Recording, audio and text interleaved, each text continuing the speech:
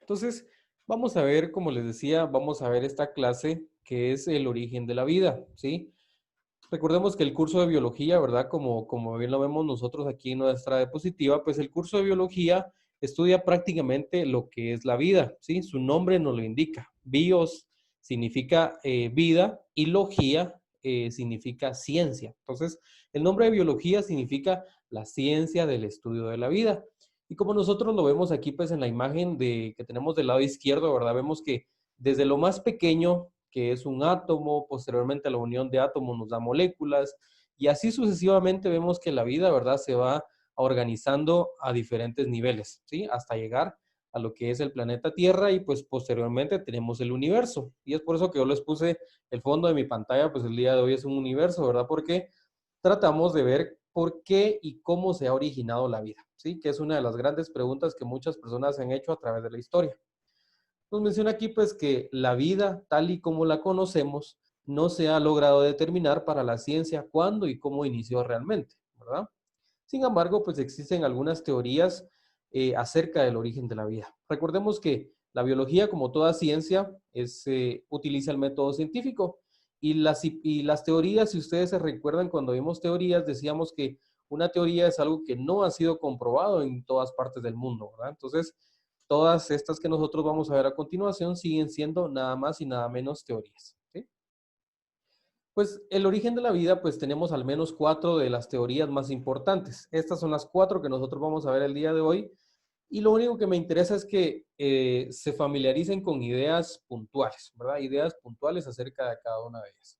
Por ejemplo, vamos a ver el creacionismo, la generación espontánea, la panspermia y la teoría físico-química, ¿sí? Entonces, ¿qué es el creacionismo? Veamos esta primera de las teorías del origen de la vida. Si alguien tiene alguna pregunta, puede activar su micrófono y me pregunta o levanta el dedo, ¿verdad? Ahí en la pantalla, y vamos a resolver la duda, ¿sí? Entonces, el Profe, creación, disculpe, ¿sí? Dígame, aprovechando que dice eso, yo dígame, acabo de ingresar, o sea que ¿sí? ahorita la clase que nos va a dar va a ser en vez de psicología. Sí, exactamente. Ahora, pues, recuerden que el grado, perdón, de bachillerato va por semestres, ¿verdad? Entonces, Ujú. los primeros dos bloques vimos el primer semestre, que era con ustedes llevamos el curso de psicobiología, y ahora este semestre, pues, ¿verdad? Vamos a ver el curso de biología. ¿Vamos? Ah, ok, gracias, profe. No tenga pena. ¿Alguna otra duda? ¿No? Ok. Entonces, como les decía, la primera de las teorías que nosotros vamos a ver es esta teoría del creacionismo. Su mismo nombre nos indica un poco a qué hace referencia, ¿verdad? Recordemos la creación en que nos habla la Biblia, ¿verdad? Nos dice, pues esta teoría es la creencia básicamente religiosa de que el universo y la vida se originaron de actos, per- perdónenme un momentito, perdónenme un momentito, perdónenme un momentito, perdónenme un momentito. Bueno, entonces, y pues como veíamos aquí, ¿verdad? Es la creencia religiosa que el universo y todo pues se creó a través de la creación divina, ¿sí? En el creacionismo clásico, ¿verdad? Que es el pensamiento básico que nos habla la Biblia, nos hace la interpretación literal de la Biblia y se sostiene en la creación del mundo, los seres vivos y el cataclismo del universo, o sea, básicamente toda la creación del universo que está descrito en el Génesis, ¿verdad? Entonces, esta es una de las principales o de las que más nosotros hemos escuchado hablar, ¿verdad? El creacionismo que nos habla la Biblia, ¿sí? Entonces, aquí yo les resalto algunas ideas principales con las cuales ustedes se tienen que familiarizar. ¿Estamos? La segunda de las teorías, pues es esta de la generación espontánea. Y como lo vemos aquí en la imagen, esta fue postulada por Aristóteles. Esta se las voy a explicar así a grandes rasgos, ¿verdad? Ustedes tienen un poquito aquí de información, pero a grandes rasgos, esta teoría de la generación espontánea nos decía que la vida se creaba a partir de la nada, ¿verdad? Entonces ahí se lo resalté yo, se origina de la nada, básicamente. Eso era lo que se creía en un momento, pero vino posteriormente este científico Francisco Redi y generó este experimento que nosotros vemos en estos frasquitos, ¿sí? Puso un frasco de una carne, lo dejó destapado, vino otro y lo dejó sellado, y vino otro y lo cubrió con una gasa, ¿verdad? Entonces, ¿con esto qué se buscaba? comprobar que la vida no se genera de la nada, ¿verdad? Porque en los frascos donde estaban tapados, pues básicamente las moscas no pudieron llegar a la carne, no colocaron sus huevos y posteriormente no hubo larvas, ¿verdad? Entonces, a través de este método, pues se determinó que la teoría de la generación espontánea no era viable, ¿sí? Entonces, es otra de las importantes que han surgido a través de la historia. La tercera, pues tenemos esta teoría de la panspermia. ¿Qué es lo importante de esta teoría de la panspermia, verdad? Vemos ahí la imagen, un meteorito que va cayendo a la Tierra, y esta teoría pues nos decía o tenía el pensamiento de que la vida provenía de o tenía un origen extraterrestre, ¿verdad?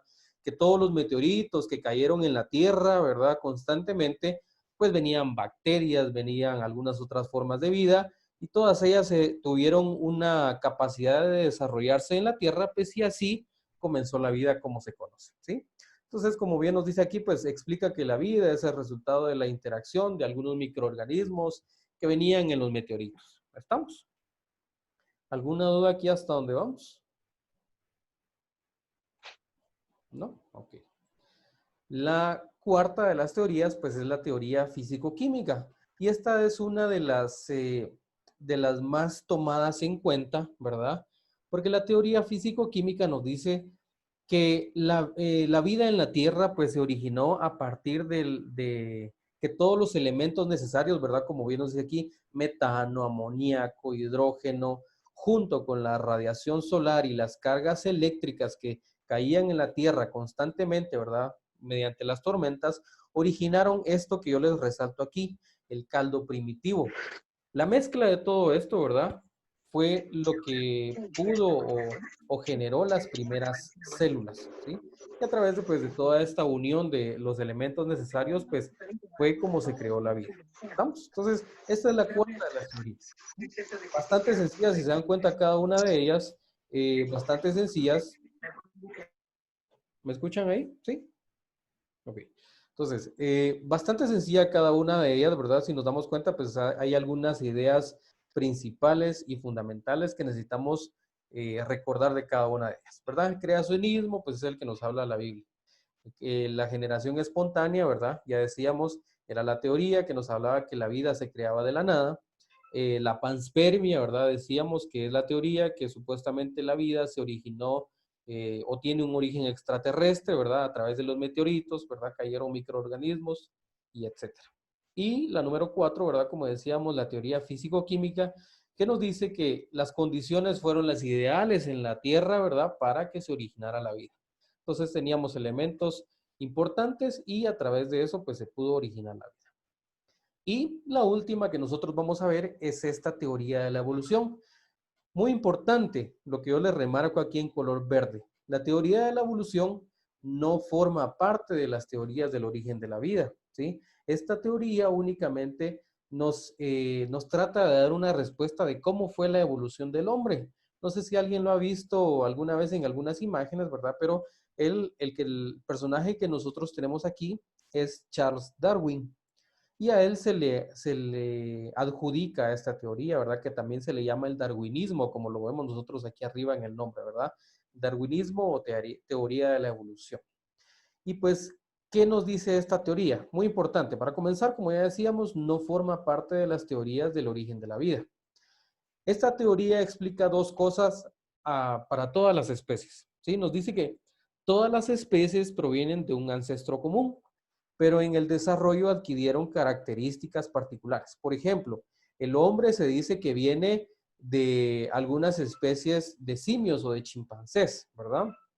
Entonces, a través de la historia se han ido estudiando, ¿verdad? Diferentes partes de la evolución del hombre y se ha determinado que este es su origen, ¿sí? Entonces, por eso planteamos aquí en este caso la teoría de la evolución o darwinismo.